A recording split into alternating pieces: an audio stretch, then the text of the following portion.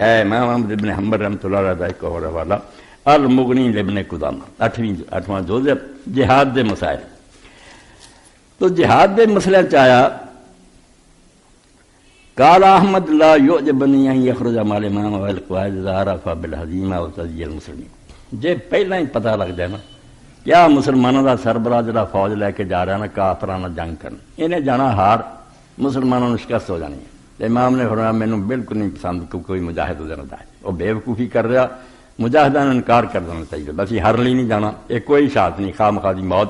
اور نال فرمایا انما یغزو من ما ملو شفقت وحیدۃ المسلمین. آدمی جہاد کرے یا لیڈر منے تو اس بندے نو منے جہدے اندر مسلمانوں نال پیار ہے اور مسلمانوں دی حفاظت کرن جاندا. فین کان القائد یعرف بشرب الخمر والغلول. اے سن لو کئی دیندار ہون گے ہارن والے کچھ فائدہ وہ ووٹ دے کے گوانے کہ دوجے برے ہو جان پھر بربادی کرنے والی گل ہے. کیا آدمی ہوں نمازی روزے دار کی امام نے آخیا ایتوں کا ہور فتوا نہیں ہو سکتا.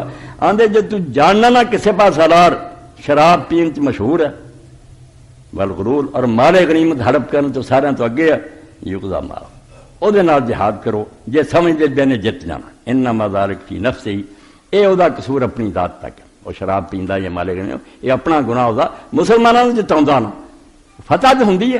ہارن والے نے تسی ہو جو کی ہوگا وہ نمازاں روزے کی کرن گے وہ نتیجے برا جڑا سب تو اگے آ جائے.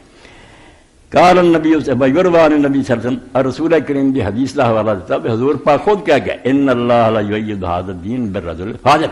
کئی باری ایک آدمی آپ بدماش ہوندا مگر وہ ذریعے اللہ تعالیٰ دین دی مدد کرنا دین نو فتح ہو جاندی ہے فائدہ ہو جاتا.